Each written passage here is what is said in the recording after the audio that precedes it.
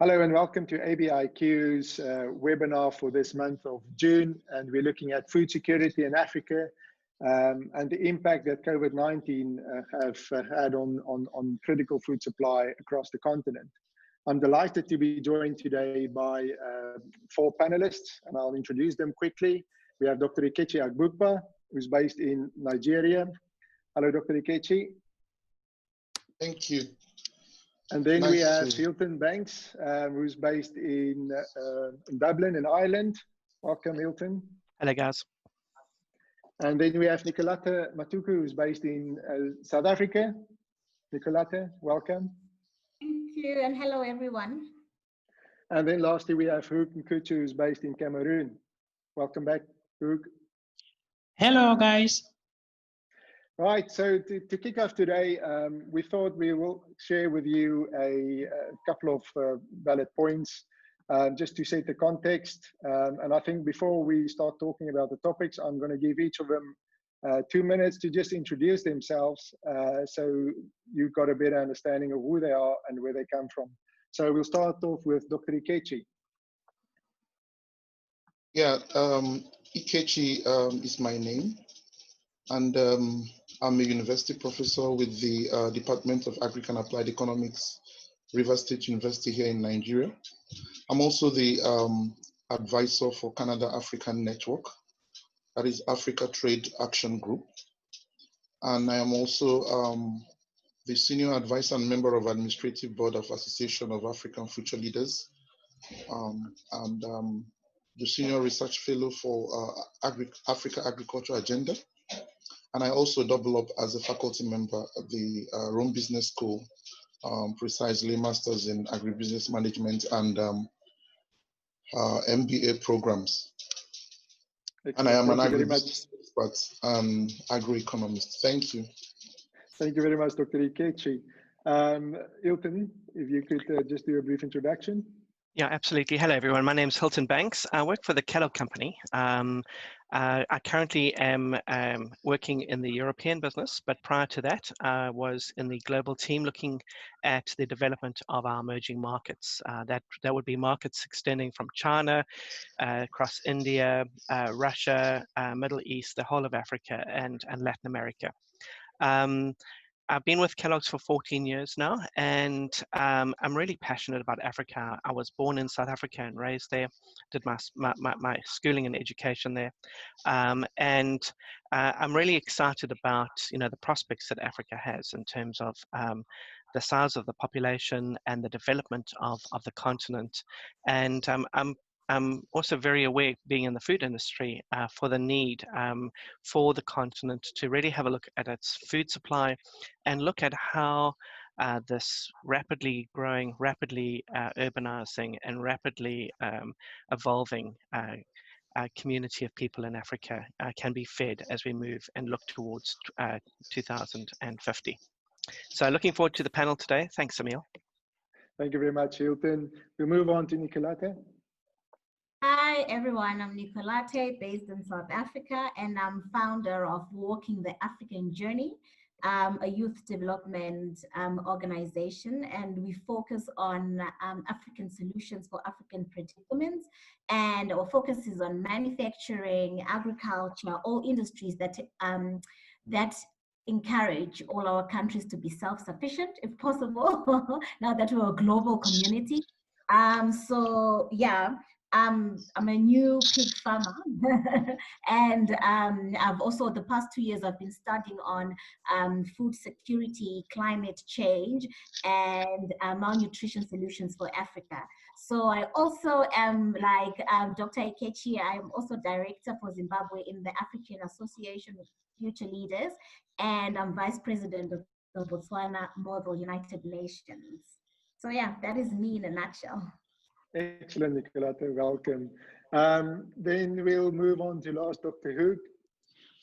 Hi, everyone. My name is Hugh Kochu. I'm the founder of the Public Policy in Africa initiative. Our mission is to promote evidence-informed decision across Africa. We do so by publishing research in the area of education, health, agriculture, entrepreneurship, and so on. So thank you, Iman. Thank you very much, Hugh. So we've got a couple of presentations that we're going to go through. I think it might be wise if we just go through the different presentations first, and then we can come back to the main topics of discussion.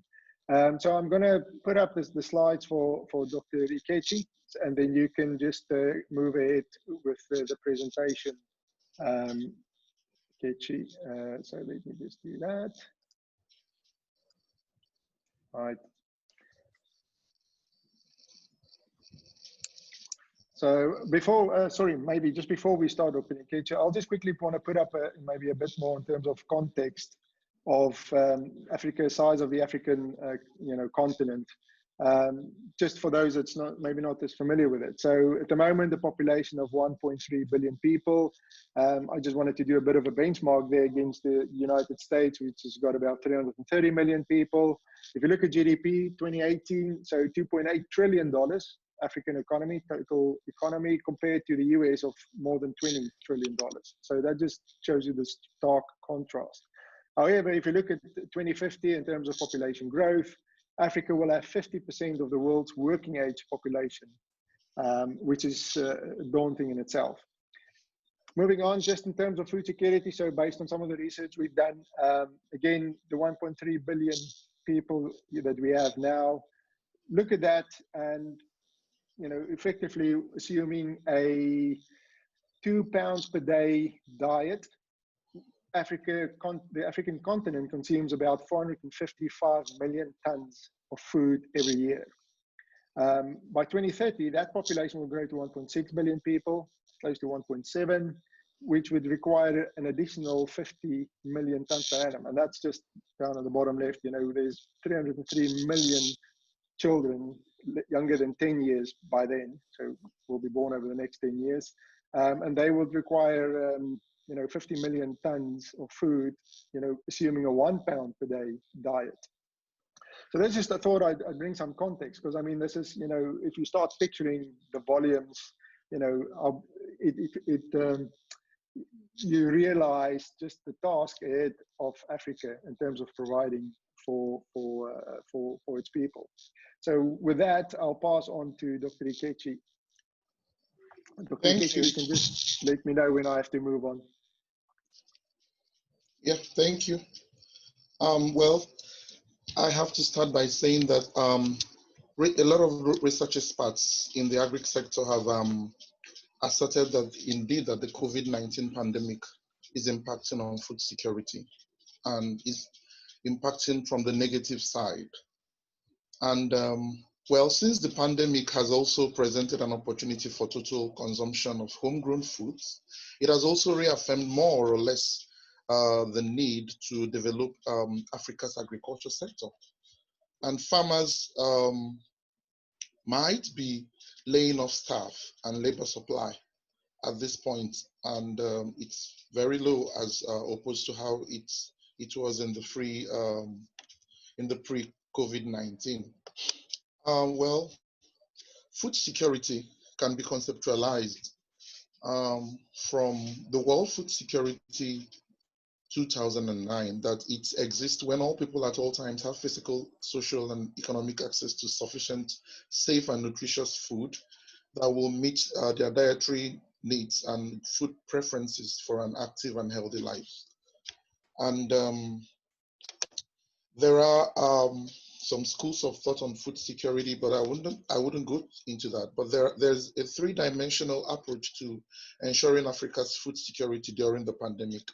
And the first one is, well, security in itself. That is to ensure that that all people across the world have access to sufficient food to meet their dietary needs. That is for Africa now.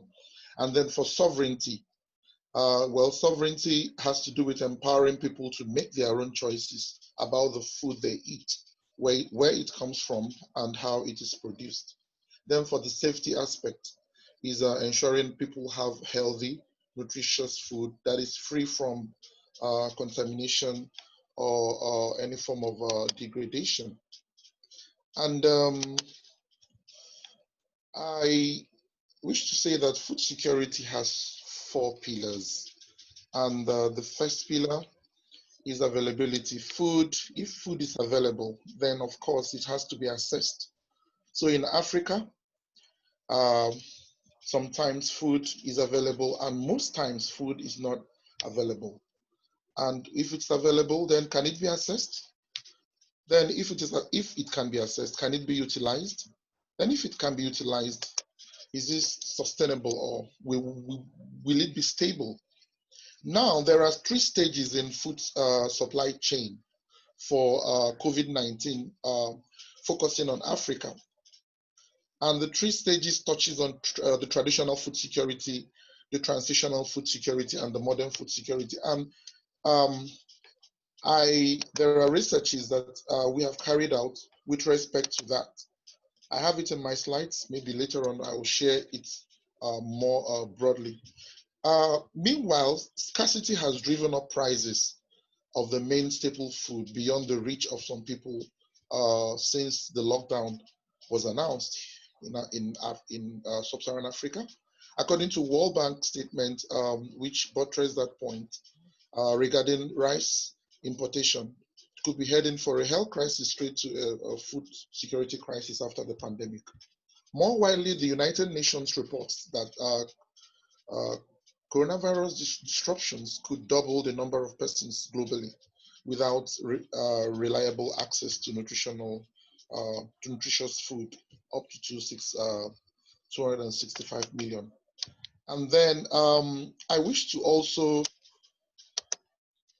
talk about smallholder farming. You know, the Africa's agriculture sector is comprised of majorly smallholder farmers, and farming has been found to create opportunities to lift people out of poverty in Africa's agriculture sector, which, of course, smallholder farmers, around 33 million persons, they represent 80% of all farms in the region and contribute up to 90% of food production in the area. Then, importantly, the concept of economies of scale comes into place. That is, if the average cost per unit of production decreases as the size of the farm increases. Hence, there is a very sorry account on that, because it experiences most times these economies of scale because of the size of the farmers, yet of its potential opportunities to provide jobs for people, and support livelihoods of farmers, especially for the women who are major practitioners in the agriculture sector. And then the way forward for sustainable agriculture or food security, scaling up initiative, there is need to focus on 5 priority areas to increase production more sustainably while absorbing a growing labor force. Then to promote diversification based on high quality processed foods, products by offering more standardized products in terms of taste, shelf life, and increasingly compliance with health and environmental standards.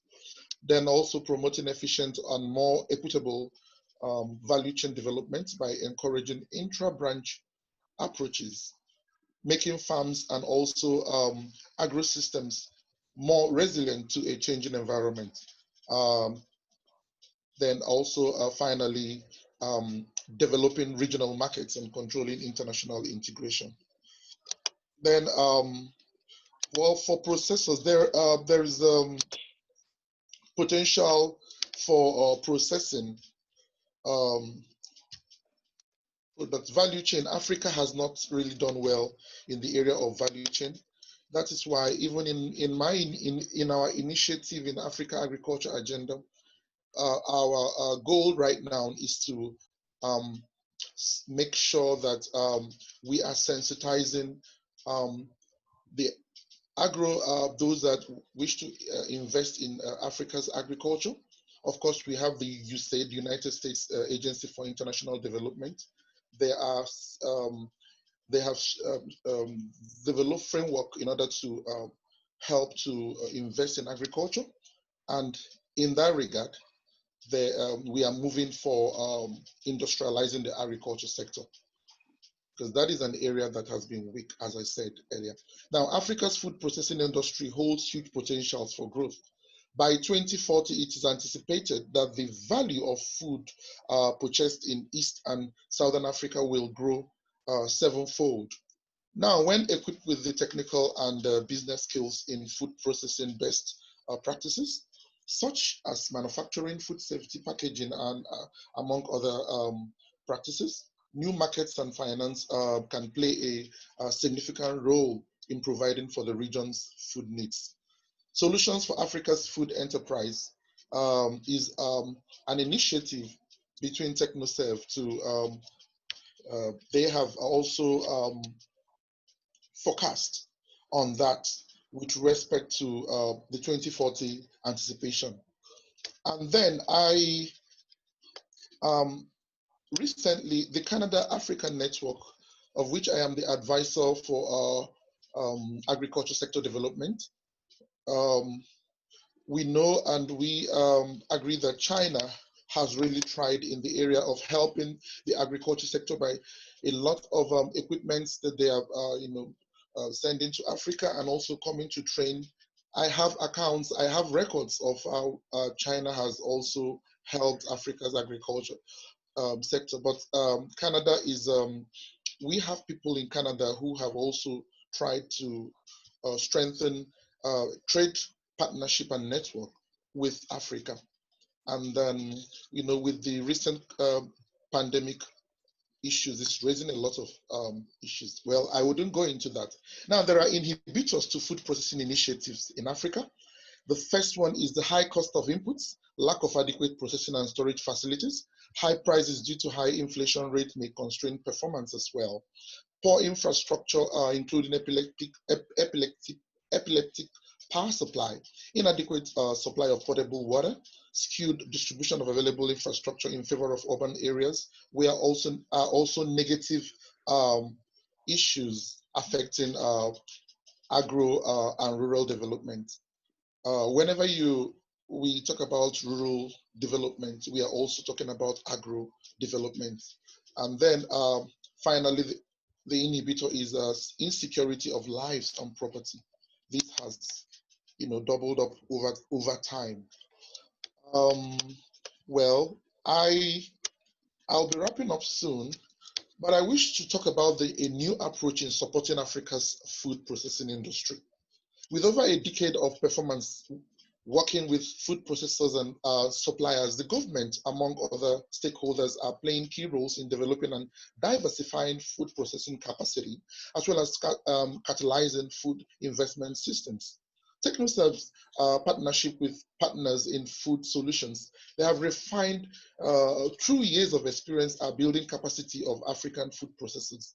And of course, this has gone a long way in improving the availability of nutritious food and creating market opportunities for smallholder farmers.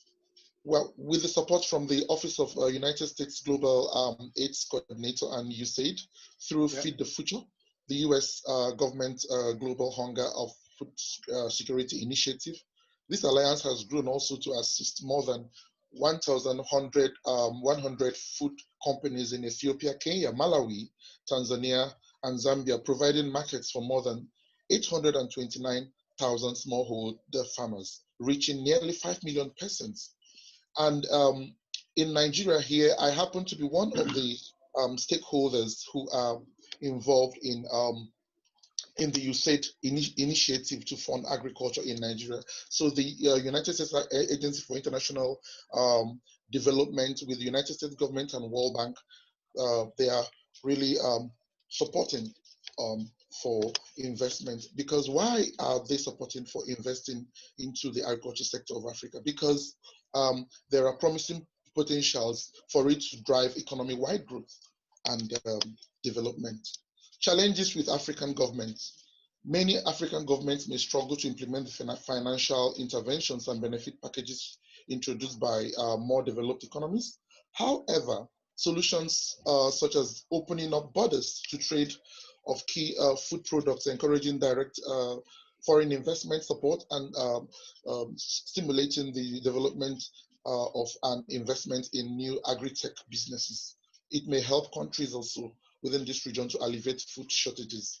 Then it is hopeful that these interventions will just tackle the negative effects of COVID-19 pandemic, but also help to drive sustainable development in Africa. And then finally, Africa's economic transformation, we need to take some of these notes very importantly. African economies are largely undiversified and highly heterogeneous.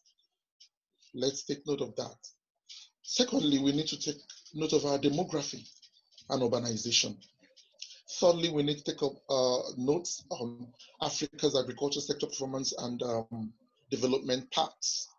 Then we also need to take into consideration changes in the various subsectors, then also diversity of farming systems and highly sought after land and water potential, on also regional and international trade as well, Africa in trade negotiations. Then there's clamor for hunger and persistent problem across the continent. Hunger is an issue for Africa and beyond. Thank you for listening. Thank you very much, Dr. Ikechi. Following on, Hilton, I've got a couple of slides from you, if you would like maybe to proceed. Yeah, absolutely. Thanks, Emil. So guys, I mean, I'm going to be talking a little bit from the perspective of a food producer, and it was fantastic to see and to listen to Dr. Ikechi's kind of presentation in terms of, you know, just what governments need to do and some of the key challenges that are faced by countries within the African continent. So to start off with, Kellogg's really has food at its heart, and it has the nourishment of families at its heart. In fact, our founder, W.K. Kellogg, over 100 years ago when he started the company, really had the vision about improving people's livelihoods, improving their well-being and improving their diet. He believed that eating more plant-based foods was really the foundation to a more healthy lifestyle. And so if you think about our vision as a company, it's nourishing families so that they can flourish and thrive. It really talks to you know, how we view our product portfolios, how we view our consumers, and how we go about doing business as an organization and as a company. So Emil, if you just go to the second page. Thank you. So within Africa, obviously we focus on plant-based nutrition. We've got a wide range of products, including cereals, biscuits, noodles, and snacks. We have 3 Africa manufacturing hubs in South Africa, in Nigeria, and in Egypt. And through a network of distribution partners, we export throughout the 55 countries in Africa. So Emil, if you want to go to the next page. So why Africa? Well, Kellogg's, you know, it's an American company, and you might think, well, you know, what does an American company know about providing nutritious food for Africa? Well, in fact, Kellogg's has actually been in Africa since 1949, when W.K. Kellogg visited South Africa, and he commissioned the very first cereal factory on the African continent. That was in 1949. But as we look at Africa, we see things that are really attractive to a food manufacturing company. The first one is that, I mean, obviously Africa has got the fastest growing and the youngest population. Emil put the facts up, you know, 1.3 billion, and that's anticipated to double to 2.6 billion by 2050. Okay, and a young population. So 60% of the current population is below the age of 25. And we are looking at one of the largest working populations in the world. Also the most rapidly urbanizing, okay? And if you think about your thoughts on Africa, you might think actually Africa is quite rural in its nature, but actually the rate of urbanization means that currently 41% of people within the African continent actually live in urban centers. And that's anticipated to get to 50% by 2050. In fact, Africa is even more urbanized than India at the moment. And at the same time, we've got the fastest emerging middle class. And so what that means is that people have access to formal education, formal jobs, and their disposable income is increasing. And we're seeing that across all countries within Africa. And what that means is that people then are quite concerned about health and nutrition. And for a food manufacturing company, you know, people are looking for quality packaged foods that really meet the needs of their families. Okay, that increased disposable income means that they're much more brand aware. Okay, they were looking for brands that they trust to deliver food safety and also really great nutrition. And that obviously has increased the demand for packaged foods. And packaged foods are obviously on the increase within urban centres.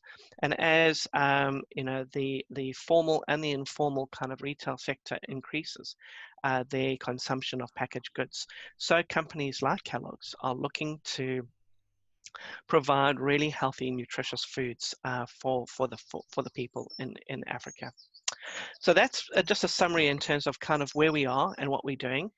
Emil, I don't know if you've got the fourth page, or that maybe that comes later, but yes, there it is. Okay, so I just wanted to just talk to you about four areas very briefly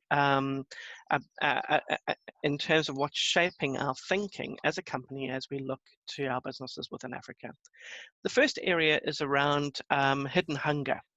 And hidden hunger is a phenomenon that really affects about 2 billion people globally. And it really talks about micronutrient deficiency. And it's not just in emerging markets, it's actually across every country in the world. Every nation in the world has a degree of hidden hunger, but within the emerging markets, we find a higher degree of hidden hunger.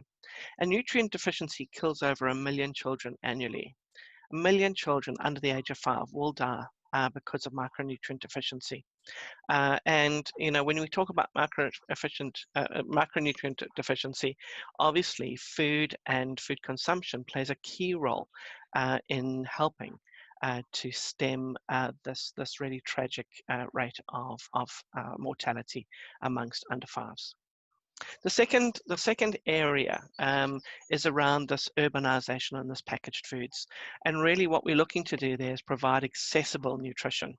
And when we talk about accessible nutrition, we're talking about offering foods that offer food safety. Okay, not only are they made in hygienic conditions, but they're also packaged well to survive the supply chain. And arrive in consumers' homes and on their plates in a really hygienic manner. And we're also looking at packaging because one of the key things around accessible nutrition is price points. And we're looking to actually manage our price points to allow families to be able to afford our products. The third area is great quality ingredients. And this really talks to the whole state of farming within Africa. We're looking to get continuity of supply, and we're also looking for nutrient-enriched crops. And we're partnering with companies like Harvest Plus, which is an organization that looks at providing seed for nutrient-enriched crops. So providing crops that actually yield a higher average rate of nutrient availability. And the final one, the final kind of thought that's really shaping our thinking as we look at our business within Africa is around reaching down the pyramid. Okay, so you know, as we have a look at the socio-economic pyramid in countries around the world, we understand that the emerging markets have a very high percentage of the population that would be considered at the lower end of the socio-economic pyramid. And so what's critical in dealing with this whole area around nourishing families so that they can flourish and thrive is providing food formats in packaging that, you know, that people can trust, that they can afford, and above all, foods that people love to eat. And so those are the kind of 4 areas that we are really focused on as an organization. Thanks, Emil. Excellent. Thank you very much, Hilton. So for us, maybe to go back, just to have a general conversation about farming in general in Africa, comparing subsistence farming against the economic farmers or business farmers, commercial farming.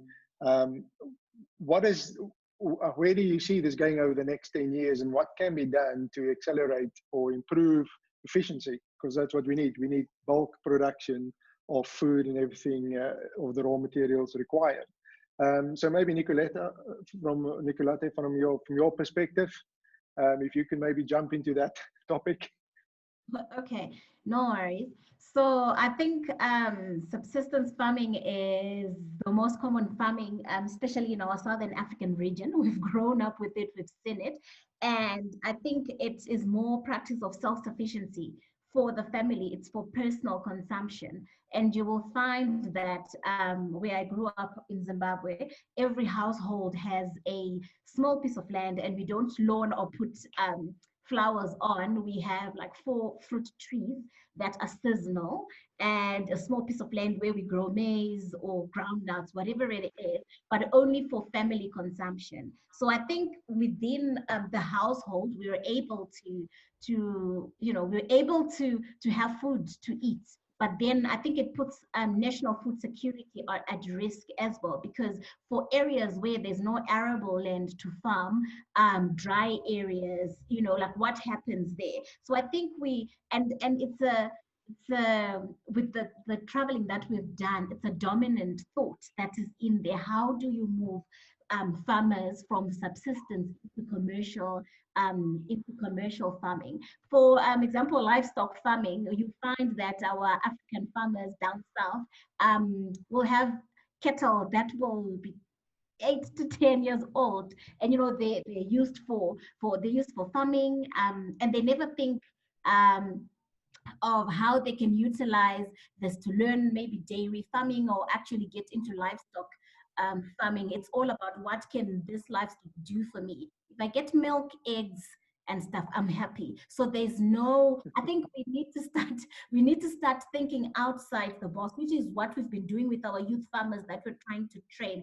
How do we start stepping out of that comfortable zone of I farm this and I'm okay, and start stepping into that commercial farming space where we now can reduce the cost of importing foods like your grains, your rice, your maize meal, and all of that, and start producing it locally, because it will be much cheaper and more nutritious. There's no transport cost and all of these elements that come in with transportation of food. And I guess another thing that is a challenge within why people then go to subsistence farming is access to land, and how capital intensive commercial farming is, and lack of support from agricultural institutions and funding institutions. So getting a mushroom farm running, for example, or getting a farm running is a lot of input. So, when you don't have access to the proper inputs, you just stick to what you know and what you can afford. So, in terms of also another thing is variation in terms of diet. Also, like I said, we end up, just doing your grains and your small vegetables. So there's no variance in nutrition and stuff, and we just end up having kids with malnutrition. This is lack of nutrients, or they end up eating a lot of carbs, and it becomes the other side, which is obesity. So I think we need to balance this. We need to equip our African farmers, help them, train them, and start stimulating their minds into thinking going commercial. And the last point, I'm a youth development specialist. So you'll find that amongst our youth, they are not so interested in your agricultural farming, because now if you are going to be farming, it means you're staying away from the city, and they love the lights and everything. So it's all about how do we encourage them and make farming fun for them. Yeah. So bit of a contradiction in that, where you need new progressive thinking, which you normally pick up in the young generations come through, but then again, farming isn't sexy enough. Like you said, rather go to the city where the fast life is. It's a very interesting point that I haven't thought about it from that perspective. Maybe, Hoek, from your point of view, I know we've just published a piece you've written about a lot of this in terms of education, but also in terms of policy and investment that's needed in infrastructure, critical infrastructure, which affects farming as well, roads and transport, electricity, and so on. Yes, I mean, yes. Yeah. Thank you very much for this opportunity. If you allow me, I just want to talk a bit more about food processing, whether there is enough investment. And then I will jump on to subsistence farming versus economic of scales. And maybe finish with the disruption to the supply of food coming off the land. That will cover pretty much everything that you have just said. If there is enough investment for food processing in Africa, I would definitely say no, because a lot of countries in Africa depend on commodity export. You know, if you take a country like Nigeria, oil represents 65% of fiscal revenue. In Angola, it is 60%. So African economy, like suggested by Dr. Ikechi, definitely should diversify away from commodity export and more into agriculture and more into food manufacturing, because there is a demand. The food market in Africa is $1 trillion. You know, I repeat for investors out there, it's $1 trillion. So definitely there is a demand. If you take a country like Angola, for example, they import a large percentage of the food that they consume. You know, there's a growing call locally to manufacture more food within the country. But the reason why, Emil, you don't see this happening a lot in Africa at the level that we want has to do with an unfavorable business climate, which is associated with a corruption-infested public sector. No comment to that. The second one is a relatively high corporate tax. It's about around 30% in several African countries. In Angola, it's around 30%. It's 30% actually, but in the agricultural sector, it's 15%. You also have the problem with shortage in electricity supply that stifle food manufacturing process. According to some projection, for example, a study that ABiQ have done concerning Mali, or I think it's Mali, where about half the population don't have access to electricity or in insufficient quantity. So you see, and most of them, or a large percentage of them, are smallholders. So you see that if they want to scale up their business, it will be hard, because to manufacture food, you need electricity. Also, we have in Africa problem related to or social environmental risk associated with the food manufacturing business. You have flood and flood and drought in the southern part of Africa. You have locusts or swarm of locusts in the east part of Africa, and you have conflict in a dozen of African countries, or maybe 15 actually. So, and you know, when there's conflict, IDP are the people who suffer the most, and a lot of those internally displaced persons are smallholders. And also you have, like I mentioned before, falls in commodity prices, because if you take a country like Nigeria, each year, because of the school meal program, they feed approximately 35 to 40 million young kids in the public primary and secondary school. And these programs are in part financed with the money from the oil. So you see that if there's a drop in commodity price, definitely there will be a drop in demand. And if for a food manufacturer, this is a risk that they should take into consideration. Now, let me quickly jump into, if you allow me to, subsistence farming versus economic of scales. It is like mentioned before by Dr. Ikechi's brilliant presentation, around $250 million of Africans are undernourished, you know, around $250 million. That is 1 in 5 Africans, you know, who is undernourished. This is quite high. So we definitely, like you suggested, Emil, move away from subsistence farming into economic of scales or commercial farming. The good advantage for that is because, like I said before, there's definitely the demand. Another thing is that it will also help create jobs. But in order to do that successfully, we should address 2 problems. Most smallholders in Africa don't have access to quality seed. So we should make sure quality seed are affordable to smallholders African. Also, fertilizer. We should also make sure that fertilizer are affordable to them. Right now, most of them don't have access to fertilizer and quality seed in sufficient quantity, so that we enable them to scale up their business. Another important thing that I should say is that we do have agricultural school in Africa, but the problem is that most of those graduates don't have access to bank loan when they graduate so that they can scale up their business.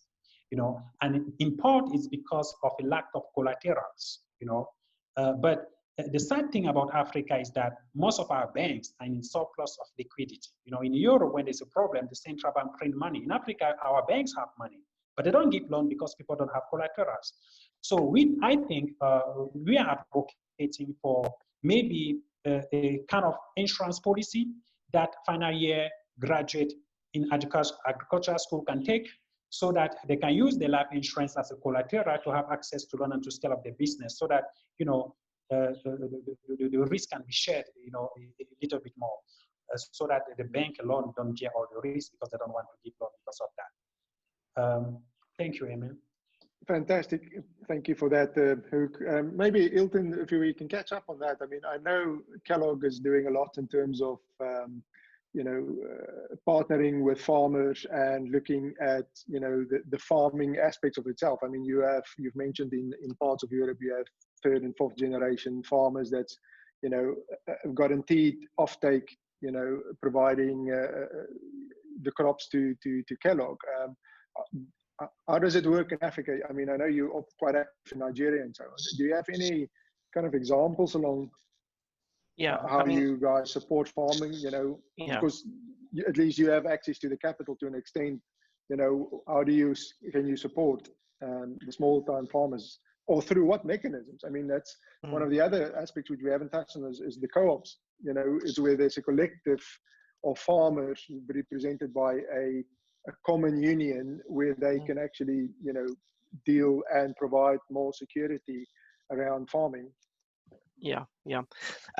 So Emil, I mean, essentially from a food manufacturing perspective, we're probably looking for 2 or 3 kind of key kind of things. The first one, we're looking for local supply, because what you don't want to do is be importing a lot of raw ingredients.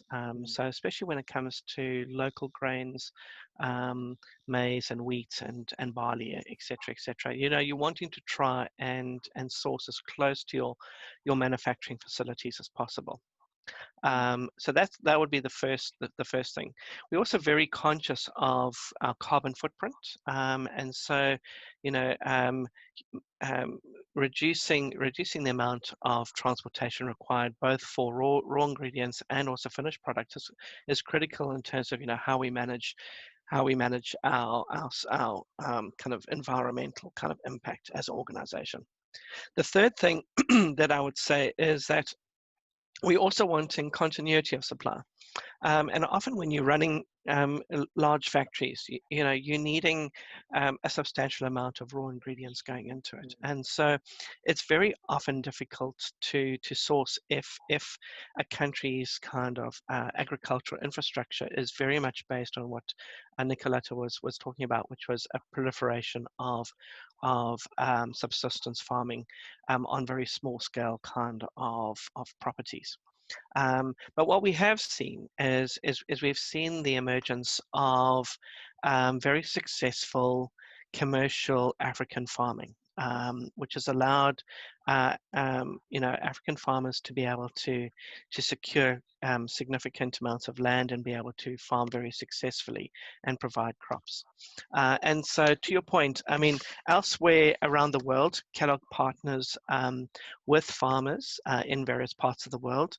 And the reason for that is we believe that actually, investing in soil science and crop science and in relationships with our farmers provides a really symbiotic kind of benefit both for us and for the farmers. We are able to facilitate them having security of who's going to be buying their crops, even before they actually even planted in some cases. But also more importantly, it allows us to share best practice and to get farming communities together to talk about, the latest technologies and the latest kind of developments. So I see 2 things really impacting the agricultural food supply chain in Africa. The first one is business partnering with government, to really foster more commercial farming in Africa. And Hook was talking about, some of the blockers to that, the availability of really high quality seed and fertilizers. Dr. Akechi was talking about, the need for mechanization of the agricultural industry, and the role that donor countries such as China are playing in that regard. So I think that is the first one. I think the second area is really, once those those more larger scale commercial farmers are up and running, is to partner with them, because Kellogg really enjoys the concept of being able to go from farm to fork in terms of our supply chain, understanding all the elements of the supply chain, from farming all the way through to the delivery of food to people. And so I think it's critical that businesses like Kellogg and businesses that are in food production like Unilever, Nestle, etc., are able to partner with farmers. We see that on a growing basis with big retailers. For example, in Europe, Carrefour really has deep relationships with growers and farming consortiums, and so those kind of relationships really are really beneficial when it comes to providing best-in-class farming practices and access to the latest technologies. And the final point that I would say, and it kind of goes back to what Nicoletta was saying, is how do we work with what has traditionally been a way of life for many people in Africa, having a small shamba, having a small a plot of land that your family then farms. It's ingrained culturally in many African communities to be on the land and to have land and to farm, whether it be on a small scale. And so the question is, how do you harness that? How do you actually harness that through co-ops? We see co-ops being highly effective in many emerging markets around the world, both in Asia, India, and in Latin America. So how do governments, how do organizations harness farming communities as part of a co-op that then provides both scale and also security in terms of being able to supply their crops to food manufacturers for processing? So those would be the key points that I would put on the table. Thanks, Emil. Excellent, thank you very much. Maybe if I can go back to Dr.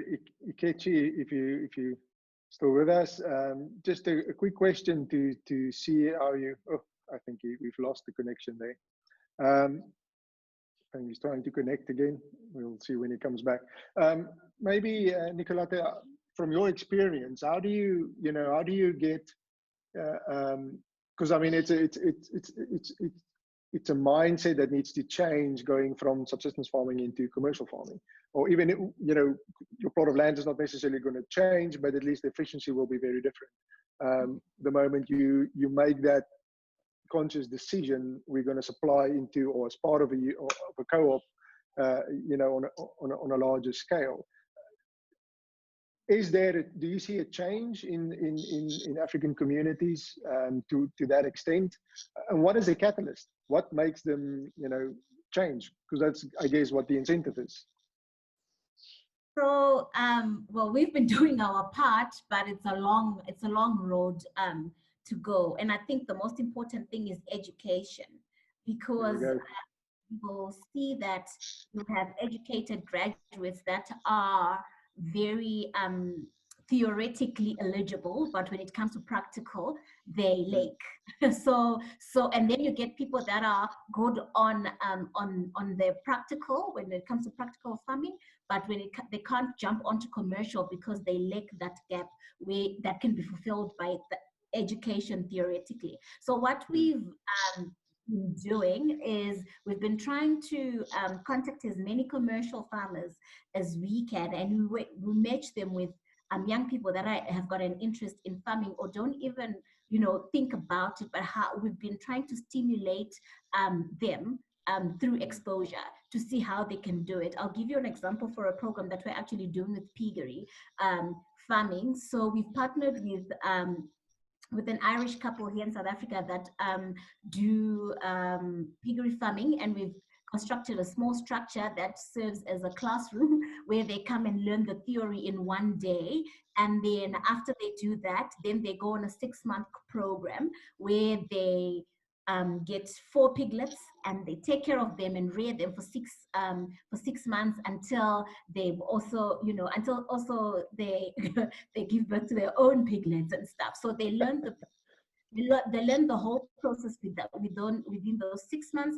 And when then they acquire a small piece of land, then we help them to erect their own structures and piggery. And we've been doing that for the past 6 months, and I think it's been working. So now we're also getting into other livestock farming. So you'll see that the interest is there, especially when they get exposed to it. But if it's a far-fetched idea and they don't have access to it, then, you know, they never think about it.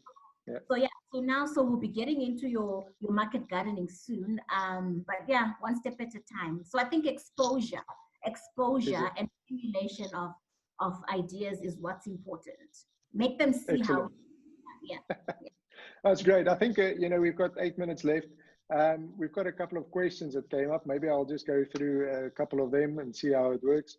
So the first one is from Vasikan. Thank you for submitting that. Is there anything being done by the government to enhance, you know, I guess he says the banking sector, but I guess it's access to capital in your respective markets that you deal with? Is there any of you that's got any experience or see changes to that regard? Dr. Ikechi or Rook? Yeah. Okay, thank you, Emin. I think that, for example, as free enterprise fellow, we advocate that the entrepreneur be at the center of the economy, not the government. What the government can do is to encourage banks to offer loans. But the problem, like I said before, in Africa, is that banks are in surplus of liquidity. They don't give loan because people don't have collaterals, you know, to offer in exchange of the loan. That's why we are advocating maybe for life insurance, you know, that people can take, or graduate from agricultural school can take, or farmers can take life insurance and use the life insurance as collaterals. So we have this collateral problem in Africa that we need to sort out, or we need to find a way so that the risk can be shared, you know, between maybe the government and the banks, so that they can offer at least loans to agricultural school graduates. Yeah. All right. Thank you very much for that. Can I say something? Yes, please, Dr. Ikechi. Okay. Yeah, remember I had earlier said, just like Dr. Hugo said, with respect to collateral security, well, the cause is because of the smallholder-based nature of the farmers. You know, most of those farmers are smallholder-based. They are more or less very poor and still use crude implements, and they practice at subsistence level.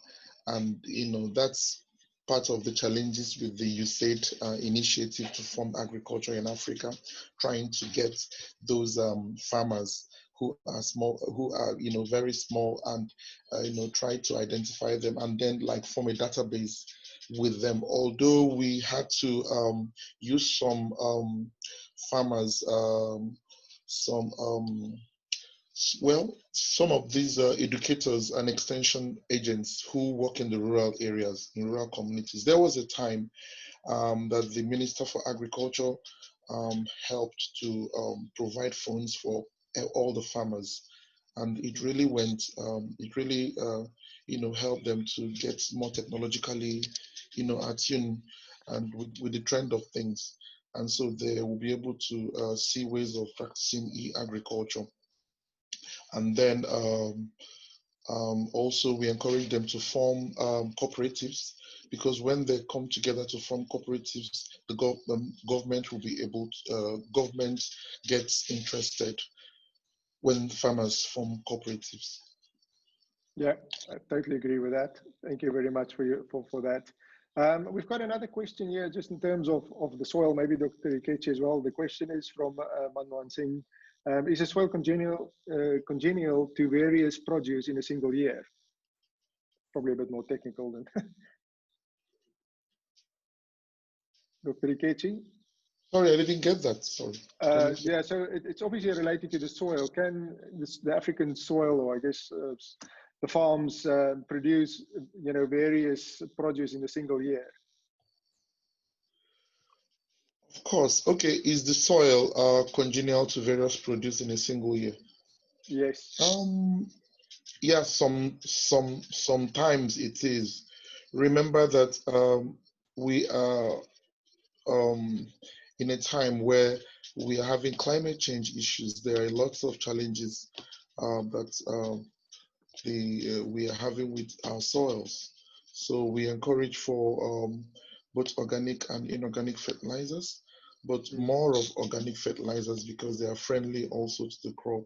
And research is still ongoing to come up with more solutions for the soil. And then biosecurity, biodiversity, all the activities that go on in the land, in the ecosystem, also has a way of returning back the soil. So it all depends also on the type of crop. And being grown, yes, good enough. Well, thank you very much for that. We're getting close to the end of our time, and maybe just, is there enough being done? I guess every country to its own, yes, but do you see a positive change? Is there a realization about the urgency about food security? I mean, I think COVID-19, one thing it has done is certainly brought that to light. There were quite a number of articles specifically out of Nigeria, and I've seen out of Tanzania as well, where food security, was certainly a focal point. Just from what you've seen over the last few months, do you think enough's been done? It's are we on track in the right direction at least? Are we going to meet this challenge? So maybe if we just start off, maybe as a final round, Dr. Ikechi, if you just want to 30 seconds answer that. Well, there is opportunity for more, accessing foods in this COVID-19 period. But I must say that it is actually a plus for the agriculture sector, because a lot of persons are now trying to come back to agriculture. That would have been what they had been practicing before, but because we neglected agriculture, we neglect agriculture. So now it has dawned on us that there is need for food. We cannot do without food. Food must be available. The focus is there. Exactly. So the government is also trying to, soften the lockdown. Yeah, indeed. Hilton, maybe quickly from your side. I definitely think that we need to have a non-linear way of looking at food insecurity problem in Africa. We need to have a circular vision about the thing. Meaning, right now, what international organizations and government are trying to do is they're focusing on addressing the drought and flood problem and the conflict problem, and also trying to address maybe any other social and environmental problem, which is fine, but we need to also have a broader view of this problem and try to address the road conditions problem. Up to 85% of road in Africa are either unpaved, or in poor conditions, including farm to market road, So this implies that, there is a non-insignificant quantity of food that are left to perish in farm, and also that could affect quite a number of people. Remember, 4 out of 10 people in sub-Saharan Africa live in poverty with less than $1.90 a day. So also this situation of poor road condition, farm to market road, the stiffer competition among farmers. When there's competition, that means quality, that also means reduced price for the consumer. So we also need to invest in electricity, because when we speak about food manufacturing, the main ingredient is electricity supply, because you need electricity to manufacture food. So my point is we need to have a non-linear way of looking at this problem, and maybe have a circular way of looking at it, including also trying to build more road, farm to market road, including trying to invest more in electricity supply, taking those issues like also a way to address the food insecurity problem. Thank you so much. Thank you so much, Hugh. Maybe Nicolata, we'll get you next, and Hilton will end with you. Okay, no worries. So I think export restrictions have increased the risk on food security for importing countries, but it's been a blessing in disguise. I think this has forced the government to actually start putting together structures that ensure that we've got enough local supply. A pandemic or something like this hits again, but also for our emerging and current farmers, I think it's an opportunity as well. Indeed. Thank you very much, Nicolata. Maybe if we move on to Hilton as a final. Yeah, thanks, Emil. So, I mean, I see massive potential in terms of the agricultural sector within Africa. I think Africa has the ability to feed itself probably a few times over and to be a real force for good in supplying globally into a number of markets. I think it all comes down to partnerships. It all comes down to education, and it all comes down to a coordinated approach. Partnerships between business, between retail, between government, and between NGO organizations and banking. All of these sectors play a vital role in terms of getting behind major initiatives. I love what Nicolata was talking about in terms of educating and in terms of getting behind initiatives that really drive fundamental grassroots change within the agricultural sector. I think that that's also critical. And then finally, you know, we're looking at a new generation coming through of young, bright people. If we enthuse them with the vision for agriculture and the future of agriculture in Africa, I think that they can make a massive difference.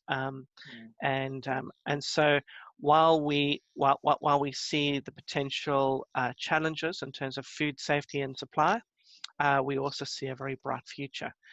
In terms of the African subcontinent and the next generation that can make it all happen. Excellent. Thank you very much for your contributions. It's much appreciated. We would like to thank you for participating and all those that attended the session. It will be available on our website, and we'll also send out the slides to all those that registered. And I'm confident, you know, it's going to be a stunning success going forward. And hopefully we can get some of you guys, or all of you, back together in the near future on another session looking at food supply all across the continent. So thank you very much, and thank you for attending, and take care and stay safe. Thank you. Thank you, Emil. Thank you so much. Thank you, guys. Bye-bye.